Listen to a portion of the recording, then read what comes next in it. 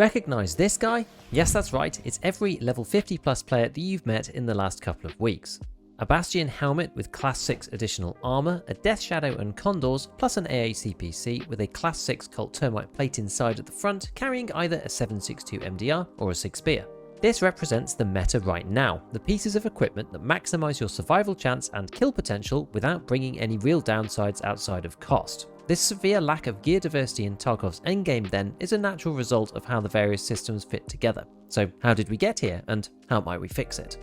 Let's begin with the Bastion helmet armor plate. Being class 6, many have argued that it's currently overpowered given its accessibility, with even Landmark himself recently saying that it's a bit much to be able to run this every time. You first need to buy a Bastion helmet on either Ragman 3 or the flea market, and then you can barter for the additional armor on Ragman 4 with 2 golden eggs, or alternatively buy them on the flea directly as well. These two items nicely demonstrate the different avenues through which equipment gets acquired by players. On the traders themselves, the standard offers are represented by fixed pricing, but with limited access depending on the personal item limit and how quickly the trader resets. For the Bastion helmet, you can only purchase 2 from Ragman at 66k before having to wait for the next trader reset to buy any more. If you want to buy one before then, you still can on the flea market, but obviously you're going to pay a market price rather than the trader price. This usually means you're going to pay more. The unique mechanic around the flea market is the unlimited quantity of items that you can purchase. If you have the money, you can buy as many of anything listed as you like, which is why so many high-end items ended up on the flea market's ban list instead over the years. With the Bastion Class 6 armor plate, this is a slightly different type of trader purchase because it comes from a barter instead. We're still subject to the same personal limits and trader reset cycles as we are with the fixed priced items, and in particular this one is only 1 per refresh, but now we are taking a market price here too. These trader barters are effectively the flea market from a pricing perspective, as you just buy the inputs from the flea and hand them over, but with this extra step in between, we get the restrictive overlay from the trader system to help balance the availability. Unfortunately, with the Bastion armor, you can buy these on the flea as well as doing the barter, meaning that there is, in effect, infinite numbers of these available, so long as you have the funds to pay for them. Most players over level 50 or so end up using one of these in raid, every raid, because otherwise you're putting yourself at a disadvantage if you don't. Given that most players of this type have plenty of money and are prioritizing survival rate over economics, the 200k or above price tag is just not a deterrent. This type of player ends up running the best protection constantly, but as an outcome, this isn't actually particularly satisfying for their opponents or for them. The endgame of Tarkov, which by the way in my opinion has extended out and has got a lot better in the last few years, even despite that it always gets a bit stale at the end, because once you've unlocked everything and you have enough money, there's just not much else to bring you back into the raid. Tarkov is about the journey, and less about the destination. Having things that the player wants to get done in raid for that feeling of progression is what drives people to play in the first place. This is why so many people come back for the wipes. When the best of the best is available safely in your stash, what's the drive to go out and do, well, anything? So clearly the way that we acquire gear is important. These first 2 items cover the main 3 ways that equipment is acquired by PMCs. Firstly, the flea market, where you take the market pricing, but you have infinite access as long as they are available. Secondly, static trader items that don't fluctuate in price, but do have personal item limits and a trader refresh cycle. And thirdly, trader barters that follow the market in pricing, but have the item limits and refresh cycles from the fixed price deals. The Bastion helmet is probably fine where it is. At class 4, with regular top and nape protection, it's just another helmet along with the TC2000 series and others like it. The plate though, as it protects you from pretty much every bullet in the game barring M61 and SMB, really makes a big difference between having it or not, which is especially powerful given how hard it is to get access to these 60 plus pen ammos. It also covers both the top and the nape, effectively replacing the entire helmet. In fact, it's even better than that. You now have class 6 on top with class 4 layered underneath, which is actually insane. Between 2 equally geared players, this at best makes fights last longer and can be kind of fun, but heaven forbid anybody without max traders try to win here. You've basically got to connect a shot to the eyes, jaws or neck, because everything else is going to be class 6. Quest locking it with an endgame task is somewhat similar and again just pushes up its use to the higher levels only. Alternatively, banning it from the flea and removing it from the trader, but adding it to the raid itself seems to me to be a better solution, given this item is one of the most endgame things out there. Traders can have good stuff, just not the absolute best in my opinion. While I have enjoyed the class 6 front and backplate spawning in Kibba recently, there needs to be a careful balance around access. For example, in previous patches, high-end armor had a small chance to spawn in any stash. This meant that everybody found them sometimes, but there was a relatively low incentive to specifically hit stashes outside of the regular routes that you normally do, because the chance on any one run was really very small. Player agency is fairly low in this case.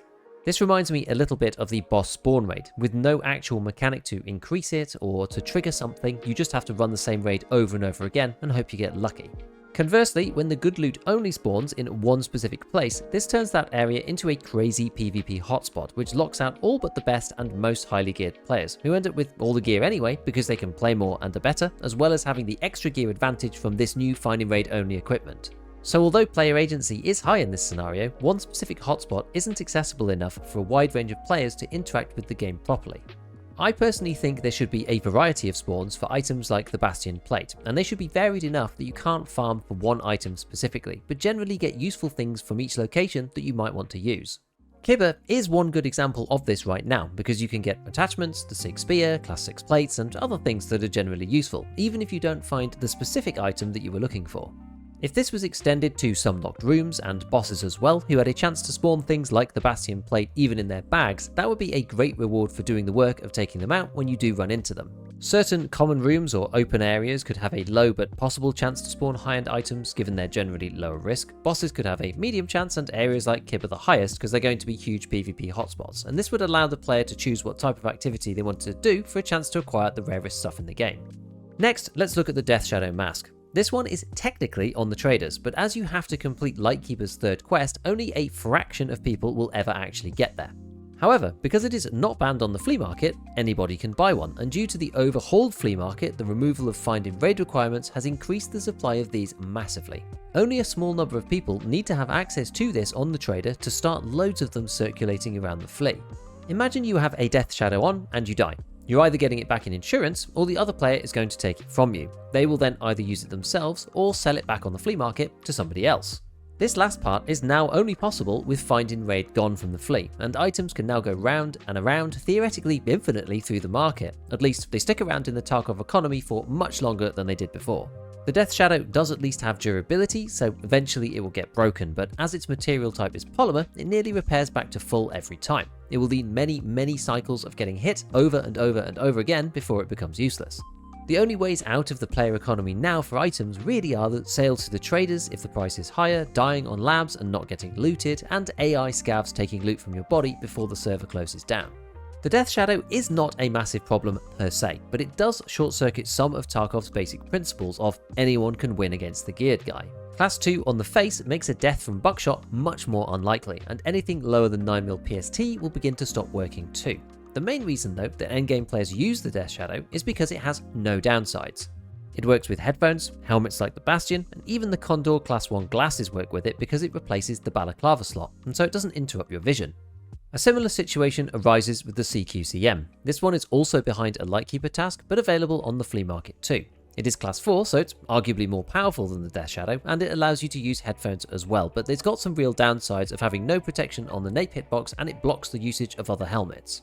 In the context of the class 3 face shields though, the ones that were originally in the game, such as the multi-hit ballistic and the Team Wendy Exfils, these are banned on the flea, considering that they come with very visible smudge markings all over the screen when you wear them and they only fit to very specific helmets, then it's not surprising that almost nobody uses them. On that basis, it's kinda odd to have these flea banned, but not the others. The Death Shadow and the CQCM could be part of the same pool as the Bastion plates as high-end items, and I think it would be cool if they were, but as they aren't game-changing most of the time, unlike the Class 6 forehead, they're more of a flex item, they're probably okay to leave them where they are if we need to. So the next part that we need to look at is the armor and plate from this wipe, and for this we'll introduce the final source of equipment for players, which is crafting. Crafting is an interesting mechanic because it doesn't require max traders. Mechanic 3 at level 30 is the main blocker here, and it allows access for lower level players to get decent things if they're willing to upgrade the modules and spend money on the input resources, which so far sounds so good. This wipe though, the inclusion of both the TacTech and the AACPC crafts in the lavatory has distorted things quite a lot. These two crafts allow you to conduct a plate alchemy of sorts. Once you get a single GAC 3S15M class 5 plate, you can make as many as you like because each armor comes out with 2 and it only requires 1 as the input. From a balancing perspective, this is very strange. It's one of the earliest places that you can get class 5, and sure, you have to complete some specific quests and get access to a GAC plate in the first place to get the whole process started, but many players were able to start cranking these out pretty early on. But the GAC plate is pretty much the best plate in Class 5, with the lowest weight out of all of them and is a close third on durability, and also given that it's a sappy style plate, it's also one of the most flexible. In my opinion, the top 3 to 5 plates should be pushed into raid in some format, much like the Bastion, and the crafting be changed to give some of the lower down versions instead, such as the sappy 3+ ceramic plate. Once unlocked, crafting is guaranteed with no risk, so I don't think that you should be rewarded with the best in class version of basically anything. Moving up to Class 6, we have the Cult Termite Barter on Ragman 4 that was added after the halfway point of patch 14. This is almost joint first on durability and is incredibly easy to get your hands on, again outside of the money, which is plentiful. An SAS drive to Ragman and you can buy 2 per reset without doing any quests, you just need to get to Ragman 4, so this is yet another item that is safely available in the stash and provides best in class levels of protection to the user. I've spoken a few times about Kibba and it was cool to try it out, but why bother going there at all if you can simply buy the best plates from the vendors? Much like Class 5, if something is going to end up on the traders, I think it would be far better to be one of the lower durability versions, like the Granite 4RS or the E-Sappy 4s. These are both ceramic, meaning they repair horribly, but it would still give the wearer a big advantage over Class 5. As a short summary here, it's okay to have powerful things in the game, but they need to be balanced with access, otherwise they make everything else useless. At the same time though, you don't want only high-end players to be able to get access to these items because it makes it very boring for everyone else. There should at least be some low probability pathways that allow more casual players to at least interact with good gear sometimes, much like loose ammo is currently. That combination is easier said than done, as it needs to bring together the whole economy with its myriad of access routes as well as the various loot pools in the game to come to a sensible middle ground. I do want to touch briefly on weapons. Nikita has stated before on Tarkov TV that they are thinking of making weapons found in boxes a variable durability lower than 100. Personally, I think this is a mistake and kind of the wrong way round. Having traders be the sole source of 100% durability weapons is frankly pretty dull, and I'd be more inclined to make the trader guns 95 or something and the ones in raid be brand new at 100, because at least you had to risk something to find them. The only issue here is that the jam mechanic is not particularly fun to interact with, so introducing more of this would probably not be very popular or interesting to do. However, one place where there is a massive missed opportunity right now, in my opinion, is on the bosses themselves. Although this has been improved in the past, the fact that the boss weapons come out at 70 to 85 durability most of the time makes looting them really underwhelming. I think these should be definitely 100 durability. After all, it's like the boss's prize gun, if not 110 or something better than can be acquired any other way. Alongside that, the enhancement system could be utilised to give these weapons a random assortment of actually cool bonuses. Faster projectile speed, different RPM depending on the weapon, lower base recoil or higher ergonomics for example. These could be much more unique than what we have right now and have a real impact on people's gameplay. In the existing game, the enhancement system is basically a non-factor other than a minor curiosity. Tiny MOA decreases and small durability changes just don't move the needle anywhere near enough to make people really care about that system as a whole, which is a real shame. This way though, every boss fight could mean potentially acquiring a new powerful weapon that could be used in different ways depending on the enhancement, and absolutely fits in with the lore as well. In fact, it could be done for armor too. I do expect the next wipe to be quite different from this existing meta. Given we went from 0 to 100 with the new armor system, there will be quite likely a few changes to the optimal pathway in navigating Tarkov's progression system, and finally to the ultimate meta gear of 0.15, whatever that might be. But overall, I think that we'd be better off providing only up to the 90th percentile of good gear in the stash, which would mean that you could still benefit from progression and be powerful, but to seek out that final 10%, it would require actual and continuous work in raid to get. Permanent unlocks from the traders for gear are nice, but ultimately they leave you with nothing to do. So next, go and check out my recommendations for next wipe based on all of the untested changes that we've had since the last one. Otherwise, as usual, a big shout out to all my patrons, and as always, have fun in your raids.